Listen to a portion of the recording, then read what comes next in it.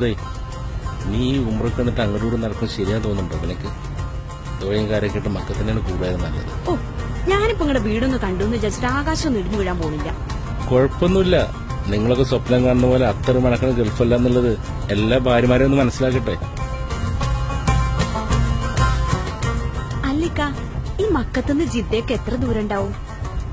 ഒരു 70-80 കിലോമീറ്റർ വേണം.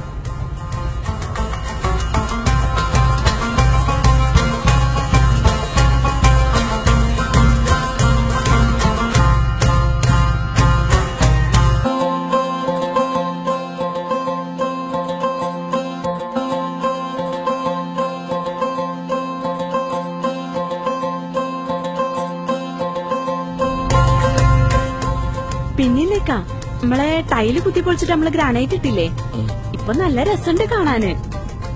ഞാനിവിടെ ഉമ്രയ്ക്ക് വരുന്നതിന് മുമ്പേ അമ്മായി മക്കളൊക്കെ വന്നപ്പോ എന്നോട് പറഞ്ഞു നല്ല രസമുണ്ട് എന്ന്. നീ ഒന്ന് നിർത്തി ഈ പൊങ്ങച്ചം പറിച്ചത്. അവരൊക്കെ കേട്ടാ എന്താ വിചാരിക്കും? എന്താ കേട്ടാല്? ഓ, അപ്പോ നീ ഇതൊന്നും കേട്ട് മൈൻഡ് ചെയ്യണ്ട കേട്ടോ.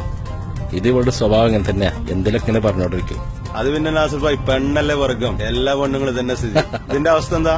പൊങ്ങച്ചത്തിന്റെ മരാണിത്. ആ പെണ്ണുങ്ങളാകുമ്പോ അങ്ങനൊക്കെ തന്നെയാണ്. പിന്നിക്കാ, ഒരു കാര്യം പറയാണ്ടായിരുന്നു. നിങ്ങളിനെ ചീത്തൊന്നും പറയരുത്. നീ കാര്യം പറ. അത് പിന്നെ ഞാനിങ്ങോട്ട് വരുമ്പോ മോൻ പറഞ്ഞു ഓന് വേറെ വണ്ടി വേണം. അവന്റെ ഉള്ള വണ്ടിക്ക് ഇപ്പൊ എന്താ കുഴപ്പം? പഴയതായില്ലേ? ഓന്റെ കൂട്ടുകാർക്കൊക്കെ പുതിയ വണ്ടിയുണ്ട്. നീ പറയുമ്പോ എടുത്തരാൻ പൈസ ഇവിടുന്ന. ഏതായാലും പിണക്കണ്ട, ഞാനത് നോക്കട്ടെ. അപ്പോ അവിടെ ഇടത്തോടെ ചേർന്നു.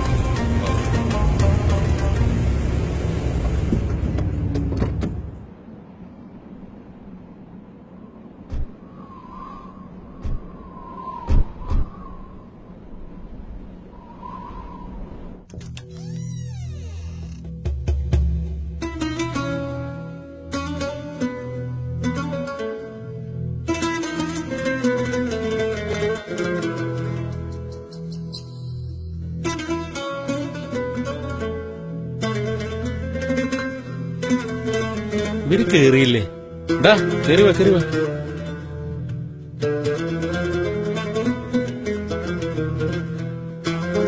ഇല്ലേ,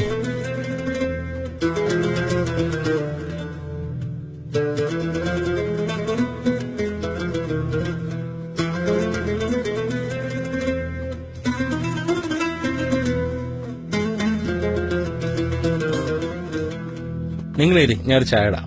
അല്ല, ഇപ്പൊ ചായ ഒന്നും വേണ്ട, നമ്മളിപ്പണ വന്നിട്ടുള്ളല്ലോ.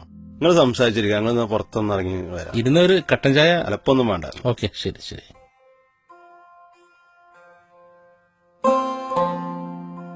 എന്താക്കങ്ങടെ കോലങ്ങനെ? നിങ്ങൾ ഈ വീട്ടിലാ താമസിക്കണേ? ഇതൊരു വീടാണോ? ഇവിടെ ഭക്ഷണം കഴിക്കാനും കക്കൂസ് പോകാൻ വരെ സമയമില്ല. വീട്ടു ജോലി എന്നൊക്കെ പറഞ്ഞാൽ ഇങ്ങനെ തന്നെയാ. 24 മണിക്കൂറും പണി. 22 വർഷമായി. എന്തെങ്കിലും 2 വർഷം കൂടുമ്പോ 1 മാസോ 2 മാസോ ലീവ് കിട്ടും. അതിനൊക്കെ നാട്ടിൽ വന്നാലും ഒരു സ്വൈരമില്ല. അങ്ങോട്ട് പോയിട്ട് ഇങ്ങോട്ട് പോയിട്ട് അസുഖങ്ങള്, ആശുപത്രി. സത്യം പറഞ്ഞാല് ഒരു ജീവിതം മുഴുവൻ ഇങ്ങനെയുള്ള ഒരു കൂട്ടില് അടങ്ങാനാ സത്യത്തിൽ എന്നെപ്പോലുള്ള പ്രവാസികളുടെ വിധി.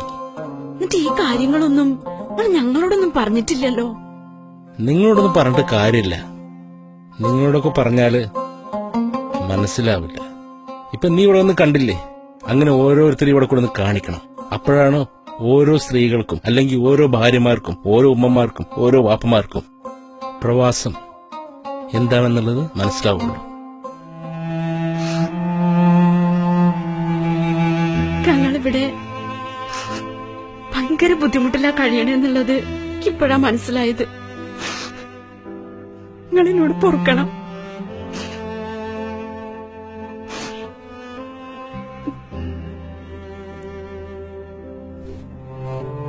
ഈ റൂമിലാണോ ഇയാള് താമസിക്കണേ? ഇയാള് മാത്രമൊന്നല്ല, മിക്കവാറും വീട്ടു ജോലിക്ക് നിൽക്കുന്ന ആൾക്കാരൊക്കെ ഇങ്ങനെ തന്നെ താമസിക്കണേ. എനിക്കിനി ഒന്നും കേക്കണ്ട. നിങ്ങൾ എന്റെ കൂടെ വന്നേ പറ്റുള്ളൂ. നീ എന്ത് കണ്ടിട്ടാ ഈ പറയണത്? ഇപ്പൊ നിന്നെ കൊണ്ട് ഈ പറയിപ്പിക്കുന്നത് ഒന്നെങ്കിൽ എന്റെ ഈ ജീവിതശൈലി കൊണ്ടുള്ള സഹതാപം, അല്ലെങ്കിൽ എന്റെ ഈ ഒരു ബുദ്ധിമുട്ട് കണ്ടുള്ള സങ്കടം. ഇതൊന്നുമല്ല ജീവിതം. ജീവിതം ഇതൊന്നുമല്ല. എന്തെന്നെ ആയാലും വേണ്ടില്ല, നിങ്ങൾ ഇനി ഇവിടെ നിക്കണ്ട. ഉള്ളതുകൊണ്ട് നമുക്ക് ജീവിക്കാം. നിങ്ങൾ എന്റെ കൂടെ പോന്നേ പറ്റുള്ളൂ. ഇതിപ്പോ നീ പറഞ്ഞ നിന്റെ കൂടെ ഞാനാണ്ട് ഇറങ്ങി വന്ന ചിലപ്പോ 6 മാസം, ഏറിപ്പോയി 1 വർഷം. 1 വർഷം കഴിഞ്ഞ് നീ എന്നോട് തന്നെ പറയും, ഇപ്പൊ കിട്ടുന്ന സുഖവും സന്തോഷവും സൗകര്യം കിട്ടില്ല, നീ എന്നോട് തന്നെ പറയും ഒന്നുകൂടെ പോവാൻ. അതിന് വേണ്ടി ചിലപ്പോ നീ നിന്റെ കെട്ടുതാലി വരെ തന്നൂടായില്ല. ഇതൊന്നും സഹിക്കാൻ പറ്റില്ല ഒരു പ്രവാസിക്ക്. കാരണം ഇവിടെ ഓരോരുത്തർക്കും വേണ്ടിയാണ്ട് മരുഭൂമിയിൽ കഷ്ടപ്പെട്ടുണ്ടാക്കുന്ന പണം കൊണ്ട് മണിമാളികൾ കെട്ടി നിങ്ങളൊക്കെ അതിനകത്ത് കുടിയിരുത്തിയിട്ട് വീണ്ടും നിങ്ങൾ തന്നെ ഇങ്ങനെയുള്ള കുത്തുവാക്കുകൾ കേൾക്കുമ്പോൾ അത് ചങ്കിക്കൊള്ളാനുള്ള കഴിവൊന്നും ഒരു പ്രവാസിക്കും ഇല്ല. അത് നിങ്ങളെപ്പോലുള്ള ആളുകൾ മനസ്സിലാക്കണം. തങ്ങൾ കടത്തിന്റെ കാര്യം ഓർത്തിട്ടാണോ വരുന്നില്ലെന്ന് പറയണേ? അക്കമ്മക്ക് എങ്ങനെങ്കിലും വീട്ടാ. എങ്ങനെ വീട്ടാന്നായി പറയണത്? 1, 2 അല്ല, ഒരായുസ് മുഴുവൻ നിന്നാലും തീരാത്ത കടങ്ങളാ. ഓരോരോ ആവശ്യങ്ങൾ വന്ന് പറയും. 6 മാസം മുമ്പാ നീ നമ്മൾ ടൈൽസ് കുത്തിപ്പൊളിച്ചാണ് ഗ്രാനൈറ്റ് ആക്കിയത്. നിന്റെ ആങ്ങളുടെ വീട്ടിൽ ഗ്രാനൈറ്റ് ഇടുന്ന പറഞ്ഞിട്ട് വീട്ടിൽ ടൈൽസ് കുത്തിപ്പൊളിച്ചാണ്ട് ഗ്രാനൈറ്റ് ആക്കിയത്. 2-3 ലക്ഷം രൂപ ഞാൻ ചെലവാക്കി. ആ ഇട്ട ടൈൽസ് ഒന്ന് കാണാൻ പോലും എനിക്ക് പറ്റിയിട്ടില്ല. ഇതൊക്കെ പൈസയാണ്. അതിന്റെ പുറത്ത് പോയി നീ വരുന്ന വഴിക്ക് നിന്റെ മോന് വണ്ടി മേടിക്കണമെന്ന് പറഞ്ഞു. അതിന് ഞാൻ 2 ലക്ഷം രൂപ ചെലവാക്കണം. അതിന്റെ പുറത്ത് വേറെ 2 ലക്ഷം രൂപ. ഒരു 2 ലക്ഷം രൂപ വരുമ്പോഴേക്കും എനിക്ക് 4 വർഷം അവിടെ കുത്തിയിരുന്ന് പണിയണം. പിന്നെ ഞാൻ എങ്ങനെ വരിക? എനിക്ക് എണ്ണിക്കഴിഞ്ഞാൽ എന്റെ വിരലുണ്ടാവുന്നതിനെക്കാട്ടിൽ കൂടുതൽ കടയുള്ളത്. നീ അതൊന്നും പറഞ്ഞിട്ട് കാര്യമില്ല. എനിക്ക് അങ്ങനെ വരാൻ പറ്റില്ല. പിന്നെന്ത് ചെയ്യാനാ? നേരെ ഒരുപാടായി. നമുക്ക് പോണ്ടേ? നിങ്ങളൊന്ന് പോയി നോക്ക്. ശരി, നീ മക്കത്തേക്കെന്നെ പൊക്കോ, അത് നല്ലത്. ഞാൻ അബുനോട് പറയാം. എനിക്കറിയാം നീ ഇവിടെ നിൽക്കൂല എന്നുള്ളത്. ഇക്ക, നീ ഉമ്രക്കൊന്നല്ലേ, പോയിട്ട് പഠിച്ചോട് പറ. പഠിച്ചോ ലെവലത്ത് നന്നായിട്ട് പഠിച്ചോട് പറ. നമ്മുടെ കടങ്ങളും കാര്യങ്ങളൊക്കെ കേട്ടോ. നീ പൊയ്ക്കോ, ഞാൻ അവനോട് പറയാം. നാസർ ഭായ്, നാസർ ഭായ്, ഞങ്ങൾ പോട്ടെന്നാ. നീ പോവാൻ വരട്ടെ. ഇവിടെ ഒരു ദിവസം നിൽക്കാൻ വേണ്ടി വന്നതാണല്ലോ. ഇപ്പൊ പറയണത് പോണതാ പറയണത്. എനിക്കാണെങ്കിൽ കൊണ്ടുവയ്ക്കാൻ പറ്റില്ല. എന്റെ സ്പോൺസർ വന്നിട്ടുണ്ട്. അപ്പൊ നീ മക്കത്തുനിന്ന് ആക്കിക്കൊടുക്ക്. അവള് നിന്റെ കൂടെ വരും. ഓക്കെ? നീ ആ കണ്ണൊക്കെ തുടക്ക്. അവര് പുറത്ത് കാത്തിക്കല്ലേ. വാ, ചെല്ല്.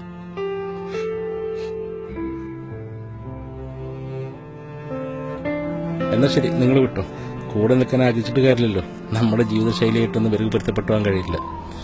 നീ പൊയ്ക്കോ, ഞാൻ ഇടയ്ക്ക് വരാം. ഓക്കെ? ഇവിടുന്ന് വലിയ ദൂരമൊന്നുമില്ലല്ലോ മക്കത്തേക്ക്. ഞാൻ ഇടയ്ക്ക് വരാം. എന്നാ പോട്ടെ. ശരി. ഓക്കെ, ശരി ശരി.